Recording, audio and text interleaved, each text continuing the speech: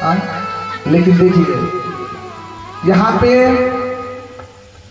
सोच की बात है। कुछ लोग कहते हैं यहाँ परीक्षित ने प्रश्न किया है कि महाराज कि भगवान ने अगर गोपियों के साथ में रास किया है और कलयुग में व्यक्ति नास्तिक होगा और सब यही चर्चा कर रहे हैं कि भगवान जब रास करते थे इतनी गोपियों के साथ में तो भला हम भी कर लेंगे तो क्या बिगड़ जाएगा, 4-5 बिया हम करें तो क्या हो जाएगा। क्योंकि मनुस्मृति में लिखा गया है कि बड़े जो काम करें छोटों को वही काम करना चाहिए, पीछे पीछे उनके चलना चाहिए। तब यहाँ पे सुखदेव जी ने उत्तर दिया, बोले सुनो, जो भगवान है ना, तुम कह रहे हो कि अरे वह भगवान की बात अलग है। परीक्षित ने कहा कि प्रभु आपने बताया था कि ईश्वर अंश जीव अविनाशी, कि ईश्वर का अंश ही हम है, तो ईश्वर ने जो किया वही काम हम भी कर, उससे बुराई क्या है। सुखदेव जी ने उत्तर दिया, तुम तो अंश हो ना, भगवान तो नहीं हो। अरे जिस प्रकार से गंगा जल है, कटोरी में गंगा जल रखा है, उसको कोई स्वरा आकर के मुख से छू देगा, गंगा जल अपवित्र हो जाएगा। लेकिन अगर विशाल महाराज प्रयागराज का जल हो गया, प्रयागराज में कोई सूरा घुस जाए तो गंगा जल अपवित्र नहीं होगा। सूरा उसमें घुस भी जाएगा, निकल जाएगा, बार बार कहाएगा, फिर भी गंगा जल अपवित्र नहीं होगा। बोले ऐसे ही तो परमात्मा है, परमात्मा की बात अलग है, हमारी बात अलग है। और तुमने कहा परमात्मा और मनुष्य की बात को, तो भगवान शिव ने तो मान लो 4-5 टन विष को पिया है, कोई आदमी 4-5 बूंद पी के पचा रहा तो मार लो, क्यों पी पाई, किसी की क्षमता नहीं है। कहते भगवान ने तो 7 वर्ष की आयु में और 7 कोस के गिरिराज पर्वत को उठा लिया। कृषि मनुष्य में हिम्मत लगा कि 10 कुंतल के बोरिया पत्थर को उठा ला, कोई नहीं उठा पाया। श्री सुखदेव जी महाराज ने कई प्रकार से परीक्षित को समझाया और जाकर कहते सुनो, भगवान ने कि वह काम लीला नहीं है, बोले काम को जीतने की लीला है। भगवान ने वहां पे काम को जीतने का उपदेश दिया है। भगवान ने देखिए, भगवान के सिर पे क्या है, मोड़ पड़ता है। मोड़ कभी सहवास नहीं करता, मोड़ ब्रह्मचारी होता है। नाचते नाचते उसके जिह्वा से, उसके मुख से लार टपकता है और उस लार को पी करके मोर में गर्भावती हो जाती है। तो भगवान क्या किए, उस मोरपन को प्रमाण रूप में रखे हैं कि मैं ब्रह्मचारी हूँ, कृष्ण बड़ा कोई ब्रह्मचारी नहीं है। श्री सुखदेव जी ने समझाया कि सुनो, आज के कलयुग में बहुत लोग कहते हैं ना कि हमने काम को जीता है। कैसे लोग कहते हैं, कहे कि वो वन में चल जाए, जाके कम भोजन करे, पूरा दही में चिता भस्म लगा ले, लंगोट पहन ले, आप पेड़ के वृक्ष पे पांव ऊपर और सिर नीचे करके लटक जाए और फिर कहे कि हमने काम को जीता है। यह काम का जीतना थोड़ी है। क्यों कहे कि हम मीठा नहीं खाने, हमके हलवा पसंद आई है, मिली तब न खाओ, सामने हलवा ला के रखल है तब न खाओ, लोग कहे खाने के तब भी न खाओ, तब न मानेंगे तुम हलवा पे जीते हो। देखिए यहाँ पे भगवान ने क्या किया, रात्रि का समय सर्व पूर्णिमा का और लाखों गोपियां हैं, उतनी गोपियों के बीच में अकेले कृष्ण है और सब गोपी चाहते हैं कि कृष्ण हमसे प्रेम करे, आलिंगन करे। लेकिन भगवान उन सब गोपियों के साथ में बैठे हैं, बंसी बजा रहे, गोपियां पीछे पीछे घूम रही हैं। लेकिन महाराज फिर भी भगवान के थोड़ा भी काम का प्रभाव नहीं पड़ा। यही क्या है, बोले यही काम को जीतने की लीला है। तो रास अष्टाध्यायी की, रास पंचाध्यायी की कथा 5 अध्यायों में उन्होंने सुनाया है। कहते हैं कि जब रास होने लगा तो कुछ समय के बाद में गोपियों के भीतर अभिमान हो गया, गोपियों को मध्य में अभिमान हो गया। कहते हैं कि 3 प्रकार से अभिमान होता है। बोले एक है तदीयता, 3 प्रकार की स्थिति होती है, एक तदीयता, एक तोदीयता और एक होती है मदीयता। किसी के समझिएगा बात को, किसी के बारे में सुनते सुनते प्रेम हो गई है, क्या है, बोले ये है तदीयता, और किसी बार में सुनते सुनते प्रेम हुआ, हमने उनको पा भी लिया। यह क्या है? बोले यह तोदीयता। जैसे माता रुक्मणी जी भगवान की कथा को सुनते सुनते भगवान से प्रेम भया और भगवान को पा भी लिए। और एक होता मदीयता। मदीयता मतलब क्या? कि मैं तुमसे प्रेम करूं, तुम मुझसे प्रेम करो। गोपियों के भीतर मदयत्व अभिमान है। गोपियां कहते थे वंशी बारो सावरो पलक ढाप को ना मैं देखूं कोई और को, ना तो वे देखन दे। जितने भगवान हैं, जितनी गोपियां हैं, उतने भगवान ऊपर धारण करके और रास कर रहे हैं। गोपियों के भीतर थोड़ा अभिमान आ गया कि हम सुंदर हैं। सबको लग रहा है कि भगवान मेरे साथ में नृत्य कर रहे हैं। लेकिन महाराज जब अहंकार आ गया ना, बताए थे ना अहंकार क्या है? अहंकार ही भगवान का भोजन है। भगवान जब देखिए अहंकार आया, भगवान वहां उस बीच में से श्री राधा रानी को लेकर के भांडेर वर चले गए। अब इधर गोपियां परेशान, कन्हैया कहाँ गए कहाँ गए, लगी सब चिल्लाने रोने बिलखने लगी, विचार करने लगे हमसे कोई गलती हो गई। इधर भगवान राधा जी को लेकर के गए। और अब देखिए यहाँ पे कहने के लिए तो यहाँ पे बड़ा था कि राधा जी को थोड़ा अभिमान हो गया कि उन गोपियों में सबसे श्रेष्ठ मैं हूँ। इसलिए भगवान ने सबको छोड़ करके और मेरे पास में आए हैं। तो श्री राधा ने कहा प्रभु मेरे पाँव में दर्द हो रहे हैं, मुझको अपने कंधे पे बैठा लीजिए। भगवान जो झुके, राधा ने अपने पाँव को उठाया भगवान के कंधे पे धरने के लिए। भगवान वहां से अंतर ध्यान हो गए। किसी ने प्रश्न किया कि राधा जी को अभिमान हो गया, उनको तो नहीं होना चाहिए था, उनको तो अभिमान नहीं हो क्योंकि राधा कृष्ण सब एक ही है। संतों ने उत्तर दिया कि राधा रानी ने विचार किया है कि गोपियों की थोड़ी सी त्रुटि के कारण भगवान उनको छोड़ करके मेरे साथ में आए हैं। भगवान मेरी साथ में लगे रहेंगे, इसलिए मैं ऐसे करती हूँ कि भगवान भी थोड़े से हमसे दूर हो जाएंगे, फिर हम गोपियां सब मिलेंगे और सब ढूंढेंगे तो भगवान सबको साथ में आकर के दर्शन देंगे। इसलिए राधा रानी भी लीला की है। इधर भगवान अंतर्ध्यान हो गए। अब जो गोपियां हैं, गोपियां लगी रोने बिलखने, अरे हाय कन्हैया कहाँ गए कन्हैया हमको छोड़े कहाँ चले गए, अरे हमसे गलती हो गई हमको क्षमा कर दो। और महाराज गोपियां ढूंढती ढूंढती भांडेर वर में पहुंची है। वहां पे श्री राधा रानी के और श्याम सुंदर के पांव के चिन्ह दिखे। समझ गए कि जरूर यहाँ पे भगवान और राधा रानी यहाँ पे जरूर यहाँ पे आराधिका आई होगी। और जब थोड़ी सी आगे गई ना तो देखती है कि वहां से किशोरी जी के पांव के चिन्ह गायब है, भगवान के पांव के चिन्ह है। गोपियां कहती है जरूर जो भगवान है ये जरूर भगवान कृष्ण आराधिका को लेकर के गए होंगे। गोपियां कहते हैं अनया आराधिको नूनम भगवान हरिश्वरा यत्र विहाय गोविंद प्रीतोया मन यद्ध्रुवः। और गोपियां कहती हैं कि यहाँ पे जरूर राधा रानी को लेकर के कंधा बैठाए होंगे। आगे गए तो देखती हैं क्या, राधा रानी अचेत अवस्था में है, मूर्छित है। गोपियां आई आकर के श्री जी के ऊपर जल को सिंचन किया है और गोपियां बस रो रही है कन्हैया हे श्याम सुंदर कहाँ चले गए। और गोपियों ने यहाँ पे गोपी गीत गाया है जयति धिकम जन्मना ब्रज श्रयत दीरा शाश्वत रहे दैत दृश्य काम दीन छुटा बता अस्तवये धृतास वागचेन्वते सरदुदासहे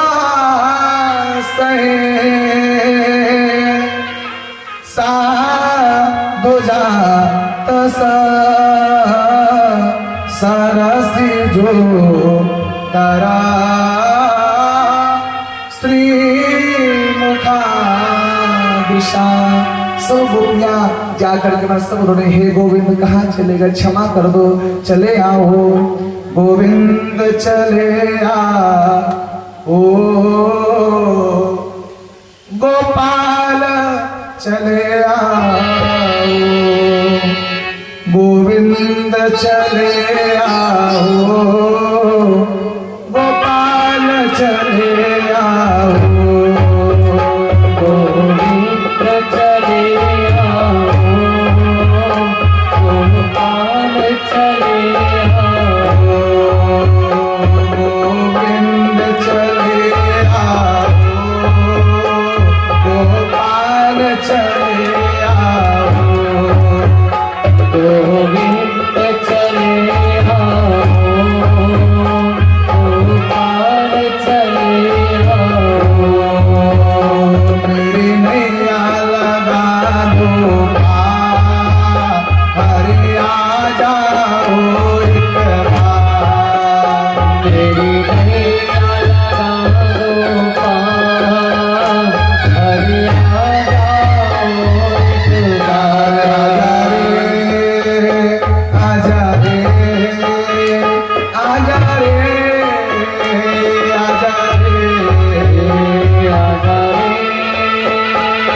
रे, आजा रे, आजा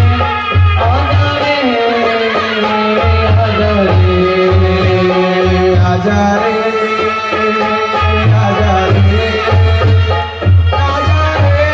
आजा रे, आजा रे,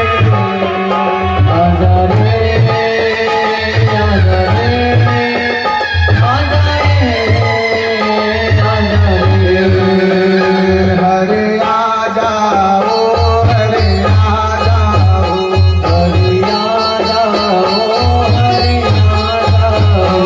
मेरी नैया लगा दो पार, हरे आ जाओ एक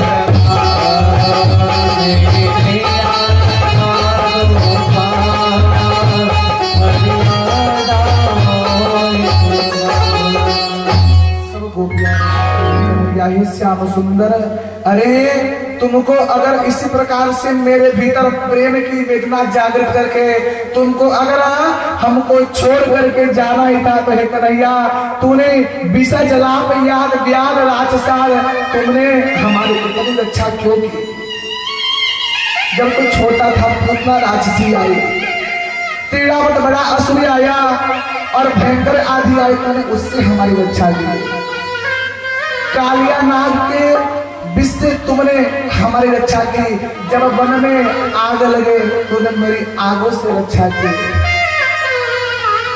जब हम पर इंद्र ने क्रोधित होकर के जब वर्षा शुरू किया तो तूने गोवर्धन को उठा करके हमारी इतनी रक्षा की। क्यों रक्षा किया कन्हैया?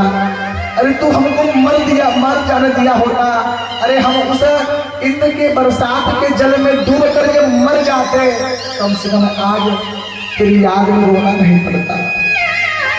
क्यों चले गए? तुमको अगर अपनी याद में मुझको हम सबको मारना ही था ना, पहले ही मर जाने देते। सब गोपियां रो रही हैं, आंखों में अश्रु भरे हैं, वन भटक रही हैं, वृक्षों से पूछ रही हैं, हे वृक्ष क्या तूने मेरे श्याम सुंदर को देखा है? गोपियां गई, एक बड़ा सा वट का वृक्ष दिखा, वट के वृक्ष से गोपियां पूछती हैं, हे वट वृक्ष आप सबसे वृद्ध हैं, अरे आप क्या आपने मेरे श्याम सुंदर को देखा है? वट वृक्ष का कोई जवाब नहीं आया। एक गोपी कही, अरे यह वट जो है ना, यह बड़ा विशाल है, अहंकारी है, नहीं बताना चाहता। आगे गई, एक सुंदर पीपल का वृक्ष दिखा, पीपल से कहते हैं, हे पीपल वृक्ष, हे वासुदेव क्या आपने मेरे श्याम सुंदर को देखा है? पीपल के भीतर से कोई आवाज नहीं आई। गोपियां कहती है, क्या करे, यह पीपल बूढ़ा हो गया है, सठिया गया है, दिमाग काम नहीं कर रही है। गोपियां रोती बिलखती आगे गई, तुलसी जी दिखी, तुलसी जी से पूछी, हे तुलसी मैया, आप तो हम सबको पवित्र करने वाली हैं, हम आपकी पूजा करते हैं, आप बताओ ना कि मेरे श्याम सुंदर कहाँ गए। तुलसी से भी कोई आवाज नहीं आई। एक सखी ने कहा कि यह तो हमारी सौत है, यह भला कैसे बताएगी। गोपियों ने पृथ्वी से पूछा, है मैया पृथ्वी, श्याम सुंदर कहाँ गए। श्याम सुंदर गए होंगे तो तेरे ऊपर ही चल कर कहीं गए होंगे ना, बता दे धरती मैया कि मेरे श्याम सुंदर कहाँ गए। गोपियां रो रही है महाराज, किसी की तरफ से कोई उत्तर नहीं मिला। इधर देखिए प्रेम की स्थिति बढ़ती जा रही है, प्रथम श्रेणी है प्रेम की। क्या कहे, प्रेमी के प्रेम में याद करके उसको रोना, यह प्रथम श्रेणी का प्रेम है। और प्रेमी के लिए तड़पना कि मानो प्रेमी नहीं मिलेगा तो मानो हमारे प्राण निकल जाएंगे, यह उससे भी ऊंची श्रेणी का प्रेम है। और एक उससे भी ऊंचा श्रेणी का प्रेम होता है, वो क्या है, बोले जिस प्रेमी की याद में पहले रो रहे थे, फिर जिस प्रेमी की याद में हम तड़प रहे थे और बाद में उसी को ही अपने खुद को समझ लेना, यह प्रेम की सबसे ऊंची श्रेणी है। अब गोपियां महाराज रोते रोते उनकी बुद्धि ऐसी हो गई ना कि वह अपने आप को कृष्ण समझने लगे, और जो मती है मती पागल सी हो गई। और गोपियों ने कोई महाराज चांदनी को पकड़ लेते, अरे सबरी गोपियां चले आओ, आ जाओ, हमने गोवर्धन को उठा लिया है। कोई गोपी महाराज जैसे भगवान घुटबन चलते थे बचपन में, कोई गोपी उस छवि को याद करके और घुटबन करके चल रही है। महाराज भगवान ने जितनी लीला की है, सुखदेव जी कहते हैं गोपियों ने सारी लीला को रिपीट कर दिया। लेकिन फिर बात चितना भाई करे, हम तो गोपी हैं, फिर लगी रोने, चिल्लाने लगी, गोविंद चले आ ओ गोपाल चले आओ, प्यार झूठा सहे दुनिया को दिखाने आजा, किसी और के मिलने के बहाने आजा। सब गोपियां रो रहे हैं और महाराज जब रोते रोते काफी समय बीत गया, अब मामूली गोपियों के प्राण ही अब निकल जाएंगे, तब जाकर के भगवान उन सब गोपियों के बीच में ही प्रकट हो गए। और जब भगवान प्रकट हुए तो मानो जिस प्रकार से शरीर में से निकला प्राण पुनः वापस आ जाए, गोपियों की भी यही स्थिति हो गई कि मानो शरीर में से प्राण पुनः शरीर में वापस आ गए हैं। सबने भगवान कृष्ण से क्षमा प्रार्थना वंदन की है और वंदन करके भगवान को मनाया है। भगवान ने पुनः सब गोपियों से, देखिए भगवान कहीं गए होते तब न प्रकट होते, भगवान कहीं गए नहीं थे। चर्चा की है ना कि जीव को क्या होना पड़ेगा, अहंकार से रहित होना पड़ेगा। गोपियों के भीतर थोड़ा अहंकार आया, भगवान कहीं गए थोड़े थे, भगवान ने चुनरी ओढ़ करके और गोपियों के बीच में प्रवेश कर गए। और जैसे गोपियां चिल्लाते थी, भगवान भी चिल्लाते, श्याम सुंदर कहाँ गए कहाँ गए। और देखिए गोपियां हर समय भगवान को याद करती थी। जब गोपियां माखन बेचने आती थी ना, तो जा कर अरे माखन ले लो, दही लो, दूध ले, घी ले, कुछ ले लो, कन्हैया ले लो, माखन को बेचते बेचते भगवान को बेचने लगते थे। तो उनकी मति हमेशा भगवान में लगी होती थी। लेकिन थोड़ा सा अभिमान आया, भगवान ने उसको तोड़ने के लिए उस समय के लिए अंतर्धान भय है। और यहाँ पे भगवान पुनः वापस आए और वापस आकर के गोपियों को पुनः महाराज भगवान ने सुंदर रास किया है। उस रास में महादेव भी आए हैं, इसलिए महादेव जी का एक नाम पड़ गया गोपेश्वर महादेव। बोले गोपेश्वर महादेव की जय हो। और इधर धीरे धीरे समय व्यतीत होता है। एक दिन श्री देवर्षि नारद जी महाराज पहुंच गए कंस के पास में। कंस जाकर के कहे, कंस तुम क्यों परेशान हो। कंस ने कहा, मैं कृष्ण को मारने के लिए जिसको भी भेजता हूँ, सारे के सारे असुर मार खा करके चले आते हैं। नारद जी ने कहा कि एक काम करो, तुम कृष्ण को स्वयं ही यहाँ बुला लो। और अक्रूर को भेजो। अक्रूर जाएंगे और जा करके कृष्ण को ले करके आएंगे। महाराज यहाँ पे जो कंस है, कंस ने सारी बात अक्रूर को समझाई। हे अक्रूर जी, आप जाइए और जा करके कृष्ण को अपने बातों में उलझा करके, अपनी बातों में लपेट करके और किसी भी प्रकार से कृष्ण को यहाँ पे ले करके आइए। इधर श्री अक्रूर जी महाराज ने कहा ठीक है। इधर भगवान कृष्ण ग्वाल बालों के साथ में वन में गए हैं गोचारण के लिए। वहां पे नारद जी वहां आ गए। नारद जी ने देखा भगवान को। नारद जी ने कहा प्रभु अब आप यही लीला करते रहेंगे, आगे की लीला ना कर रहे हैं, आगे की भी लीला तो शुरू करिए। अरे अब चल करके आपको अभी कंस का उद्धार करना है, अपने माता पिता को पसंद करना है, गुरु को यहाँ पे जाना है, जरासंध इत्यादि असुरों को मारना है और महाभारत का उपदेश देना है, बड़ा कार्य है। भगवान ने कहा हे नारद, सत्यता में अगर मैं बताऊंगा तो मैं भूल गया था कि मैं भगवान हूं, मैं ये भूल गया था कि मैं परमात्मा हूं। अरे अगर मैं गलती से भी मैं बोल दूंगा ना ग्वाल बालों को कि अब मैं छोड़ के जा रहा हूं तो सब अपने प्राण का त्याग कर देंगे। नारद जी ने कहा कोई बात नहीं है प्रभु, अरे वो तो आपको लीला करनी पड़ेगी, आप चलिए। इधर नारद जी ने कहा प्रभु हमने कंस को सारी बातें बताई है, आज अक्रूर जी आ रहे हैं और कल आपको यह नंदगांव छोड़ करके और आपको तो मथुरा चलना है। आज भगवान गाय को चरा करके शाम के समय वापस आ रहे हैं। जब भगवान वापस आ रहे हैं ना तो प्रतिदिन जब भगवान आते थे तो भगवान कूदते हुए आते थे, ऊपर चारों ओर देखते हुए चटक मटक करते हुए आते थे। लेकिन आज भगवान सिर को नीचे किए हुए हैं। क्यों? भगवान ने विचार किया कि अगर मैं ऊपर देखूंगा कोई गोपी दिखेगी, गोपी के आंखों में देखूंगा और मुझे पता है कि कल मुझको वापस चला जाना है तो मुझको गोपियों की बार बार याद सताएगी।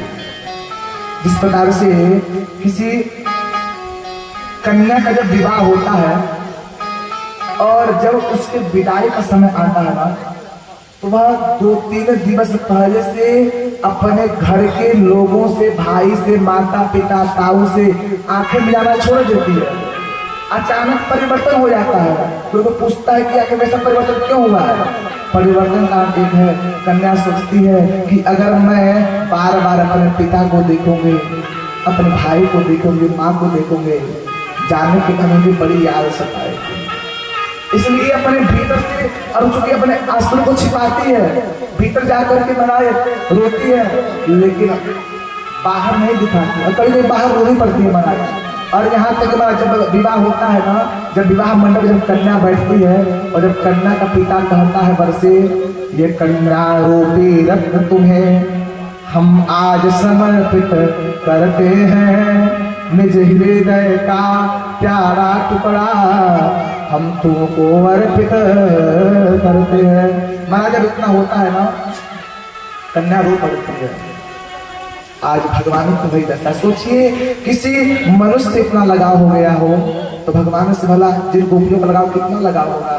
आज भगवान सिर को नीचे करके और अपने भवन में आए हैं। इधर अक्रूर जी महाराज आए, अक्रूर जी के पांव को दबाया है।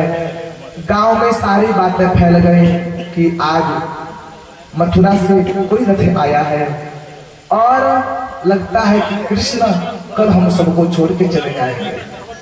पूरे ब्रज में भैया हल्ला हो गई थी। रात्रि का समय भैया है, भगवान कृष्ण और बलराम जी भीतर गए। जो अब यहाँ पे अक्रूर जी ने समझाया कि हे मैया, भगवान ने कहा अक्रूर से, बोले चाचा आप मैया बाबा को ये मत बताना कि मैं जा रहा हूँ वापस नहीं आऊंगा। आप झूठ बोल देना कि मैं आज जा रहा हूँ और कल मैं और एक दिवस बिता करके मैं वहां से वापस चला आऊंगा। अक्रूर जी ने कहा, जब माँ ने सुना ना कि एक तुम्हारा चला जाएगा, माँ ने महाराज कहा रे अक्रूर कि कंस ने तुमको भेजा है मेरे लाला को लाने के लिए। अरे भला वह मेरे लाला को मारने के लिए बड़े बड़े असुरों को भेजता था, वह भला क्यों बुलाएगा? अक्रूर ने कहा मैया जब से तेरे लाला ने गोवर्धन उठाया है ना, तब से कंस को इनको सम्मानित करने की इच्छा है, इसलिए वह तुमको बुलाना चाहते हैं, इसलिए वह लाला को बुलाना चाहते हैं। मैया तैयार नहीं हो रही। भगवान कृष्ण बलराम ने बहुत प्रकार से आकर मैया को, मैया बस एक दिन की बात है, अरे हमने कभी शहर ना देखे हैं, हमको अब शहर में जाना तो शहर का ही आनंद लेने दो। नंदलाल कहे मैया मेरे साथ में बाबा भी चले जाएंगे, कोई बात ना है, रात्रि का समय भया है, माँ सोई है। भगवान आज मैया को कस के पकड़ करके सोए हैं। आज मैया के भीतर थोड़ी वेदना है कि कल मेरा जो श्याम सुंदर है हमको छोड़ करके चला जाएगा, लेकिन विचार करिए भगवान के अंदर कितनी वेदना है। भगवान आज माँ को बार बार पकड़ रहे हैं, माँ के अस्तर को स्पर्श कर रहे हैं, माँ के कपोल को छू रहे हैं, माँ के मुख को छू रहे हैं, माँ के उदर को पेट का स्पर्श कर रहे हैं। भगवान सोच रहे हैं कि हाय मेरी माँ ने मेरी कितनी सेवा की और कल मैं मैया से छल करके मैं जा रहा हूँ, मैं कितना बड़ा निर्दयी हूँ। लेकिन भगवान ने अब क्या करें, मजबूरी है, जाना तो पड़ेगा। भगवान आज विचार कर रहे हैं कि मैं जाऊंगा तो कम से कम मैया की याद आएगी, तो अपने हाथों को थोड़ा सा अपने कपूर में स्पर्श कर लूंगा, थोड़ी माँ की याद, माँ के शरीर को भगवान आज सुन रहे हैं। देखिए किसी से प्रेम होना और प्रेम में रोना, आंखों से अश्रु बहना, यह तो सामान्य प्रेम है, लेकिन किसी से प्रेम होना और उस प्रेम को बाहर ना आने देना, यह एक विशेष क्रिया है महाराज। भगवान का बड़ा दुख है। देखिए जब भगवान ने द्वारिका लीला की थी ना, तो उस द्वारिका लीला में भगवान जिधर वृंदावन था ना, उधर भगवान ने पर्दा लगा करके रखा था। भगवान उधर पर मुख नहीं मोड़ते थे। माता रोहिणी ने बाद प्रश्न किया, कोई प्रभु आप उधर क्यों नहीं देखते हैं? देखिए आज के भी डेट में वृंदावन से जो द्वारिका है 2000 किलोमीटर दूर है, और जल में भी मान लो कि 1500 किलोमीटर दूर अंदर रहा होगा जल में द्वारिका, इतनी दूरी है, लेकिन फिर भी भगवान ने कहा बोले हे मरे उधर वृंदावन है, इसलिए मैं उधर देखूंगा ना मुझको ब्रज की याद आएगी। बड़ा महाराज गिरा है। आज सुबह भया है, भगवान स्वयं ही जल्दी से उठ गए और उठ करके स्नान किए और तैयार हो गए। आज भगवान ने कोई विशेष श्रृंगार नहीं किया है, बस धोती पहने हैं और पगड़ी को बांधा है, मोर पंख धारण किए, बंसी लिए, तिलक लगाए, इतना किए। माँ उठी, माँ देखी लाला आज तू अपने से उठ गया? बोले हाँ मैया। बोला तूने अपने से तैयार हो गया? आज तक तो तू अपने से तैयार नहीं होता था, आज तक तो मैं तुझको तैयार करती थी। भगवान बोले मैया कोई बात ना है, आज मैंने सोचा कि तू सो रही है तो को मैं जगाऊंगा, मैं डिस्टर्ब नहीं करूंगा। भगवान झटपटे आ करके और अक्रूर जी को जगाए, हे अक्रूर जी चाचा रात्रि का समय है अभी। बोले चाचा रात्रि में निकल चलते हैं, क्योंकि अगर दिन हो जाएगा, सूर्य निकल जाएंगे, तो जो गोपियां हैं, बाल हैं, वो मुझको जाने नहीं देंगे, रोक लेंगे मुझको। अक्रूर जी ने कहा ठीक है प्रभु। श्री अक्रूर जी महाराज ने के साथ में भगवान आए, द्वार पे दरवाजा को खोला। जैसे दरवाजा को खोले ना, द्वार पे हजारों लाखों महाराज, इधर जो गोपियां हैं लाखों की भीड़ पड़ी है, और इधर रात्रि में सब के सब गोपियां बस हाथ जोड़ करके भगवान से ही मनाती थी कि हे प्रभु श्याम सखारे जाएंगे, नैन मरेंगे रोए, हे विधि ना ऐसो कीजियो, सुभोर तब हो नहीं। गोपियां इधर रात्रि में भगवान ब्रह्मा जी से कहती थी, अहो विधाता, हे विधाता तू कल सुबह का सूर्योदय ना करना। क्यों? तो अगर कल सूर्योदय हो जाएगा ना तो मेरा श्याम सुंदर मुझको छोड़ के चला जाएगा। अरे यह सब तो कर ही रहे थे, भगवान आज भगवान ने आकर के दरवाजा को खोला है। बाहर देखिए लाखों गोपियां हैं, सब गोपियों के आंखों में अश्रु भरे हैं महाराज। भगवान बोले क्यों रोते हो? अरे मैं बस एक दिवस में जा रहा हूँ, मैं एक दिवस के बाद में मैं वापस चला आऊंगा, बस एक दिन की बात है। भगवान के वहीं पे एक मित्र थे श्रीधामा का कन्हैया, तूने इतनी आसानी से बोले मैं एक दिन के काले जा रहा हूँ। अरे तू जानता है ना, ये जो सुदामा है, जब सुबह होता है तो ये सुदामा पहले कुछ खाता पीता नहीं है, सो के उठते ही वह अपने आंख को बंद करके और सीधा नंद भवन में आता है और आकर के सबसे पहले तो को देखता है, तब जाकर के अपने पेट में कुछ अन्न जल ग्रहण करता है। श्याम सुंदर तू चला जाएगा ना तो तब तो सुदामा कुछ खाएगा पिएगा ही नहीं।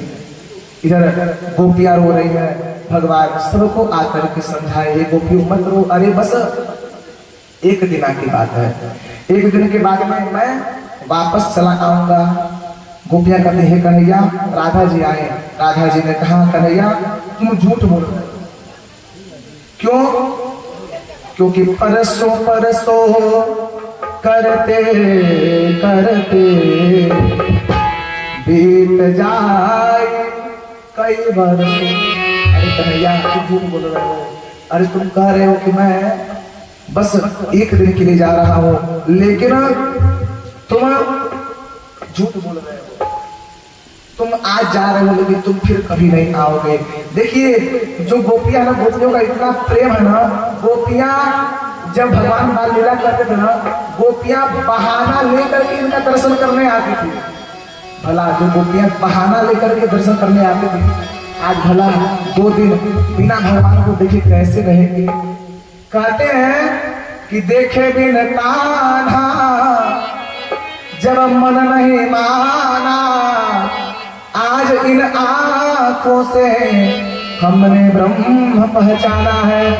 कृष्ण पर कमलों में मन को लगाना, ये गोपियों का ताना, ये उलाहना तो दर्शन का बहाना है। ये जो उलाहना था ना, ये गोपियां बहाने लेकर के आती थी, आग नहीं होती थी, आग लेकर चली आती थी। घर में माखन सड़ रहे हैं फिर भी माखन का जावा लेकर चली आती थी। घर में धनिया भरी पड़ी है फिर भी एक टाइम मसाला पीसने के लिए धनिया मांगने चली आती थी, मर्चा मांगने चली आती थी, बहाना लेकर के आती थी। आज भला गोपियां 2 दिन बिना श्याम सुंदर के कैसे रहेंगे? इधर भगवान अब विदा लेते हैं। अरे कृष्ण लेते हैं ब्रज से विदाई, कि मैया मोहे याद ना करे।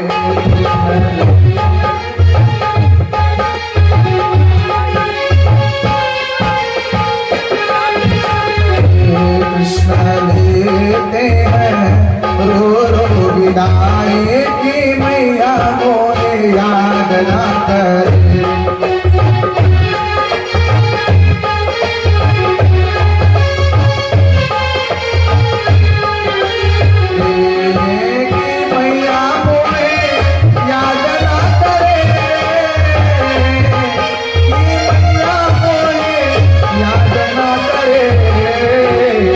कृष्ण लेते हैं रो रो विदाई, कि मैया मोहे याद ना करे।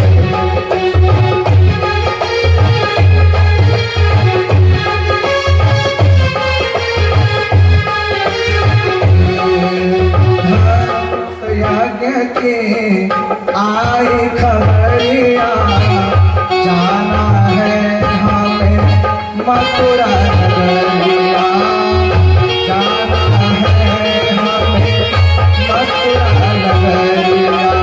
कोई कैसे सहे जुदाई, मैया मोहे याद ना करे। कृष्ण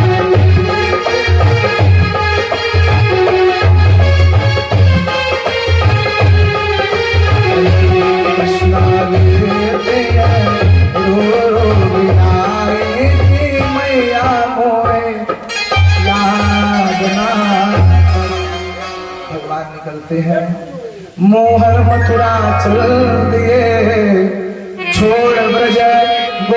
गोकुल की गली तो रथ का पहिया पकड़ के राधा यूं कहने लगे, अगर मैं ऐसा जानती प्रीत किए दुख हो तो नगर ढिढोरा पीटते प्रीत करो ना को। राधा रानी कहती हैं कि अगर मैं जानती कि प्रेम में इतना दुख होता है महाराज तो मैं प्रेम ही ना करती। आज श्री राधा रानी सामने आए हैं, भगवान आए और आकर के श्री राधा जी के चरणों में प्रणाम किए हैं और राधा जी के चरणों में वंदन किया है। बोले श्री जी आप तो सब जानते हैं कि मुझे किस लिए जाना है, मैं जा रहा हूँ। श्री जी ने कहा हे श्याम सुंदर तुम जा रहे हो तो मैं तुमको उत्तर क्या दूं ये तुम्हें बता के जाओ। अरे अगर प्रेमी जा रहा हो और उस प्रेमी को रोक नहीं तो प्रेम कैसा। लेकिन अगर कोई धर्म के काम के लिए जा रहा हो और अगर उसको रोक दे तो दोष लगता है। अरे तुम जगत के कल्याण के लिए जा रहे हो तो मैं तुमको रोकूं कैसे। और प्रेमी जा रहे हो तो अगर जगत कल्याण के लिए जा रहे हो तो रोकूं कैसे। और प्रेमी जा रहे हो न रोकूं तो प्रेम कैसे। बताओ श्याम सुंदर मैं क्या उत्तर दूं। भगवान ने श्री राधा जी के चरणों में देखा है और चरणों में देखते देखते महाराज भगवान की बारी अवरुद्ध हो गई। भीतर से भगवान हो रहे हैं लेकिन भगवान ने कुछ उत्तर नहीं दिया। भगवान आकर के रथ पे बैठे हैं और इधर इतने ही देर में श्री अक्रूर जी महाराज माता यशोमती को सारी बातें बता दिए थे कि भैया जो कन्हैया है ना वो तेरा लाला नहीं है, वह तो देवकी का लाला है। माँ इधर भगवान रथ पे बैठे हैं और जैसे चाबुक की आवाज हुई ना वैसे ही माँ मूर्छित थी। माँ झट से उठी और दौड़े लाला रुक जा, लाला रुक जा, लाला रुक जा। और भगवान ने जैसे ही माँ की करुण ध्वनि को सुना ना भगवान चलते रथ से कूद पड़े और भगवान आकर के और मैया को हृदय से लगा ले। मैया से आके भगवान निपट गए। मैया भी लाला तो इन गोपियों से झूठ बोल सकता है। तूने उनसे झूठ बोला कि तू जा रहा है 2 दिन के काजे 2 दिन के बाद तू चला आएगा, लेकिन तूने मुझसे भी झूठ बोला। अरे मैं जान रही हूँ कि तू मेरा लाला नहीं तू देवकी का लाला है। भगवान ने कहा मैया अरे जी मैं तेरा ही लाला हूँ, मैंने तेरे दूध पिया है, मैंने तेरी डांट खाई है। अरे जो जो लीला हमने तेरे साथ में वो तो माँ ही तो कर सकती है, वो ही मेरी मैया है। माँ ने कहा लाला तो कुछ नहीं कर लेकिन सच्चाई मुझको सब पता है। लेकिन लाला मैं तुमको रोकूंगी नहीं जाके, क्योंकि मुझे पता है कि एक माँ से एक बच्चे का बिछुड़ने में कितना कष्ट होता है। अरे कम से कम मैंने तो तेरी बचपना तो देखी है लेकिन हाय वो देवकी उसने तो तेरी बचपना भी ना देखी। लाला तू जा लेकिन मेरे से एक वचन देके जा लाला। माँ बोले मैया आदेश कर।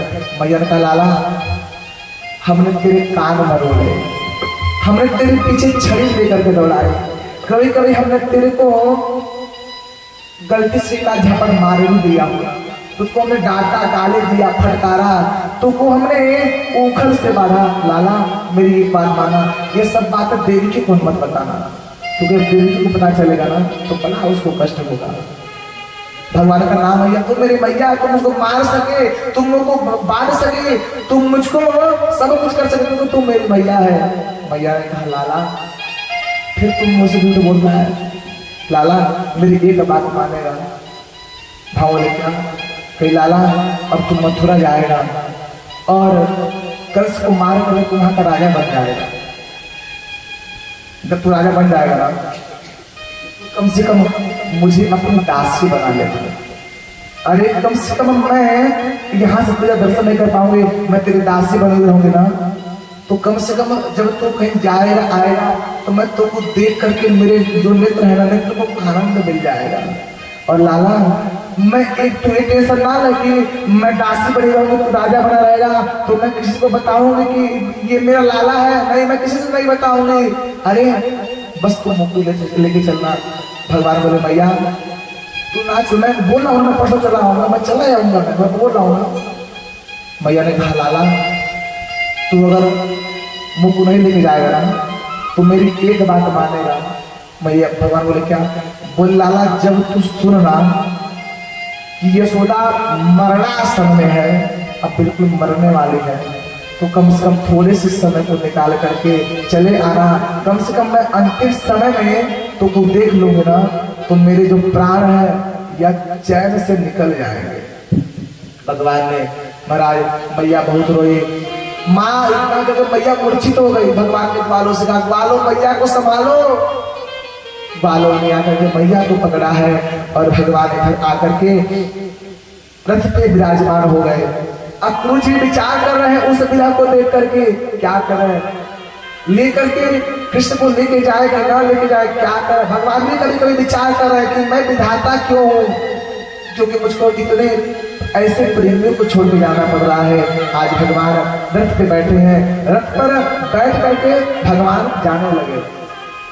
देखिए जो बद्रीनाथ है ना, बद्रीनाथ आपको मुक्ति दे सकता है, जगन्नाथ जी आपको महाप्रसाद दे सकता है, रामेश्वरम आपको पुण्य दे सकता है, द्वारिका आपको सुख दे सकता है, लेकिन जो वृंदावन है ना, वृंदावन विरह के अलावा और कुछ नहीं दे सकता।